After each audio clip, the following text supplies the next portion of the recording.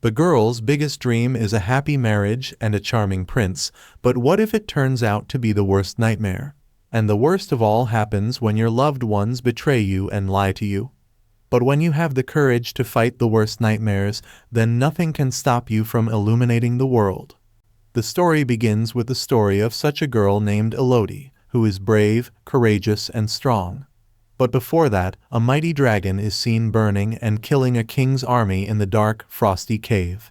Coming back to Elodie, she takes care of her sister Floria and respects her parents. However, they live in a cold tribe with scarce resources, and people are dying of starvation. In times of distress, the Queen of Austria comes with a proposal for Prince Henry for Elodie. She offers a lot of treasure and wealth in exchange for this proposal. Elodie's father accepts the proposal because wealth can turn the tables in this kingdom. Elodie also sacrifices to marry an unknown prince for her people, and the crew leaves to touch the lines of the Aurea kingdom. After a foggy appearance, they have been welcomed by the dragons like fireballs in their mouths. After the perplexed entry, they enter the magnificent kingdom of Aurea. It is green, happy, and well developed. Elodie's family has been properly welcomed, and a lavish royal room has been offered for the stay. While the Aurea family is at prayer, Elodie will meet her prince tomorrow. Although she witnesses another beautiful lady in a distant royal room, she is taken inside immediately. During the night, she couldn't sleep and noticed the torches on the top of the mountain. However, she ignores her and goes back to sleep with Floria while dreaming about her wedding. The next day's meeting was joyous for two families, especially for Elodie because she met her prince and spent quality time with him. When two hearts were getting to know each other better, the elders of two families also made some private dealings. The Queen of Austria astounded Elodie's father with some unexpected requirements, but he sealed his lips in front of everyone. Also, Elodie mentions the midnight torches while admiring the mesmerizing beauty of the kingdom. The prince reveals about the 3 rituals of the Aurea kingdom, which are held at mountains. In addition, Elodie's stepmother gets worried about seeing the face of Elodie's father after the private argument. She also warns Elodie to rethink marriage after an unpleasant encounter with the queen. But nothing could be done because Elodie's father wanted the marriage to happen at any cost. So, the next day brings the joy of the royal wedding. Elodie is shining like a royal princess, with a royal dagger and a shiny stone carved into her wedding dress. She looks like the most beautiful lady in the kingdom with her enchanting beauty and mesmerizing look. After the wedding ceremony, Elodie was taken to the mountain for the ritual of ancestors. A mysterious group of the queen's followers join the ritual with masks on. The queen slits the palms of the prince and princess to pass on the scent of royal blood to Elodie's bloodline.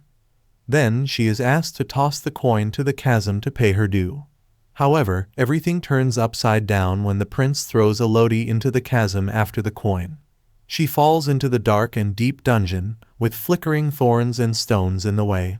She is injured badly, and her fingers are covered in blood. She groans in pain and screams for help, but her cries strike her ears back. She moves a bit and finds a burning sparrow whispering in pain. She rescues the mini sparrow but can't help it. Suddenly, a flow of such flickering sparrows enlightens the cave with their burning bodies and painful chirps. She is shocked to see thousands of sparrows falling in pain. Moving on, Elodie finds the giant, horrific, sleepy dragon in front of its eyes. She knows now that she is the sacrifice. The ancestors are no one but the dragon, and her life has been traded for wealth. The dragons want her life as a debt to Aurea's kingdom. The scent of Aurea's blood on her hand made her the perfect sacrifice. The cut at her palm and the prince's blood were done for this purpose only. She tries to escape the terrific dracaries, but caves dwindling paths. She finds the same lady burned dead on the balcony of the palace from her first night here. She was also a sacrifice, and she was betrayed just like her. Hence, she can't end up like this. Therefore, rushing to all possible sides saves her from the flames of the mighty dragon. Unfortunately, she stuck her feet in the cannon of her frock and hurt her leg from the blazing heat. The pain is like hell, but she aids herself by tearing up the cloth and covering the wound. The dagger helps her, and the shiny stone too, by illuminating the cave. It enables her to make the next move. But the suffocating vessels and slippery cave put her in immense pain. Also, the stone stops flickering and again she is troubled by a dark and dreadful cave. However, waking up from the pain and hopelessness, she finds another challenge waiting ahead. She finds a severe, deep crack and musters up the courage to jump it off. The dagger also helps to support her as she crawls over the slippery walls of a shiny land. This land is owned by the illuminating sticky bugs, which mysteriously help her find the way out. She puts them in her flowery sleeves and takes them as bulbs. She also finds a pond of water, and her thirst makes her drink the filthiest fungal water. However, she can't hold the stinky water for long and finds the clean drops dripping from the roof of the cave. Luckily, she drinks some of the drops to freshen up from the dreadful journey of survival.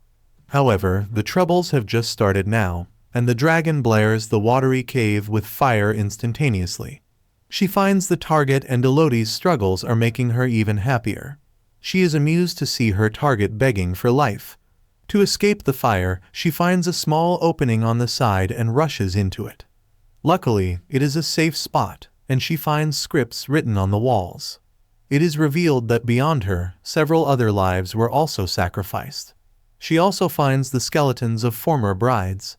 She starts having visions of crying brides, and Victoria warns her about a lie. She wakes up with a tingling pain in her leg from the sparkling bugs that are stuck to her wound.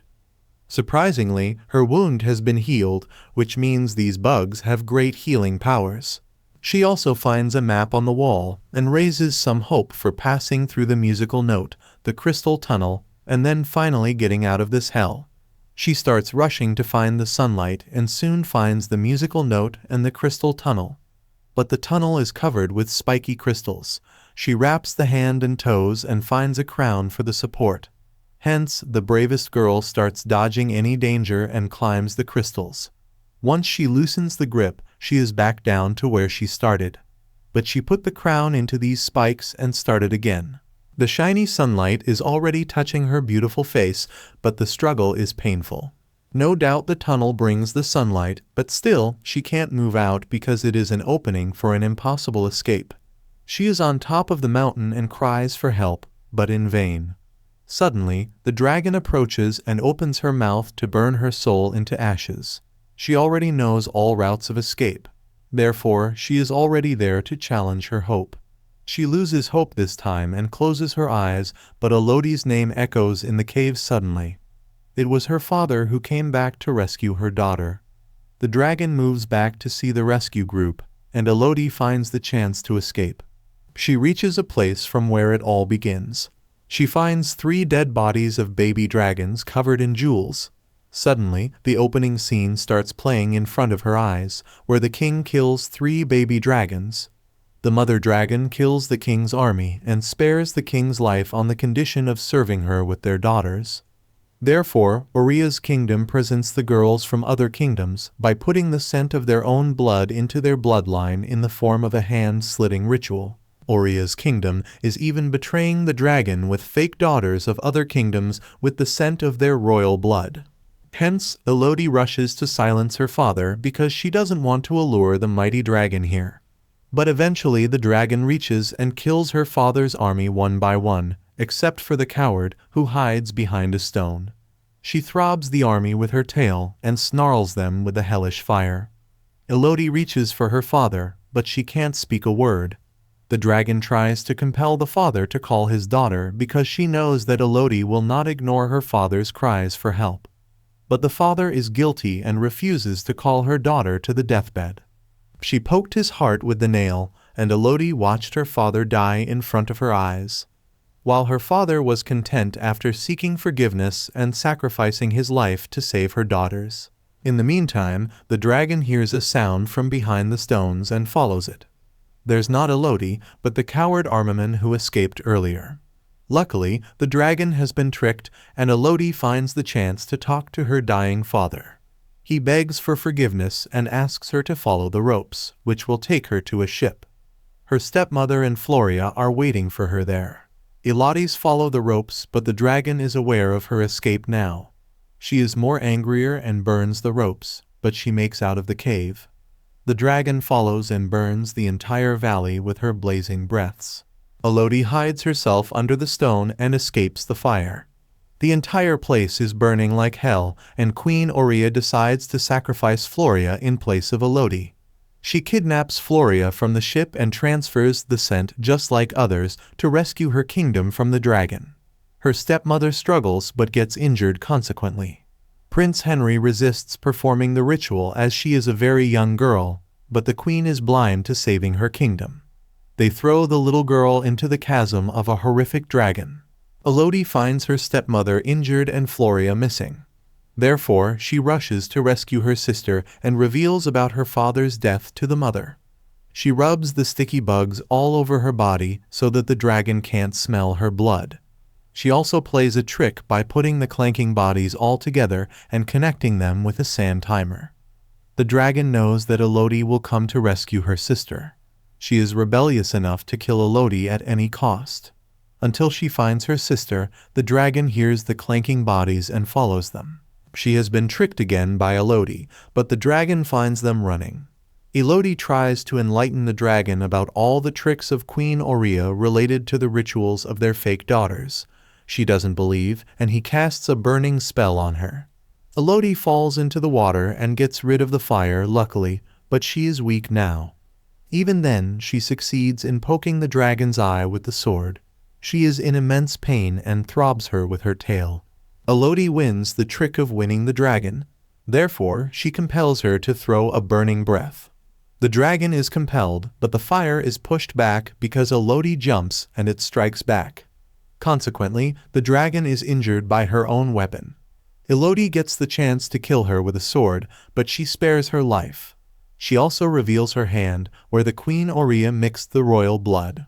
The dragon now realizes that they both have been betrayed, and these girls are innocent. Hence, Elodie shakes hands with the dragon, and both play against the Aurea's kingdom. Elodie interrupts another marriage with Henry, and lets the dragon burn the kingdom into ashes. Hence, Queen Aurea reaches her end. Elodie is a friend of the dragon now, and they move to their homeland happily. The new friend joins them there. If you like this movie, then don't forget to like and subscribe to the channel.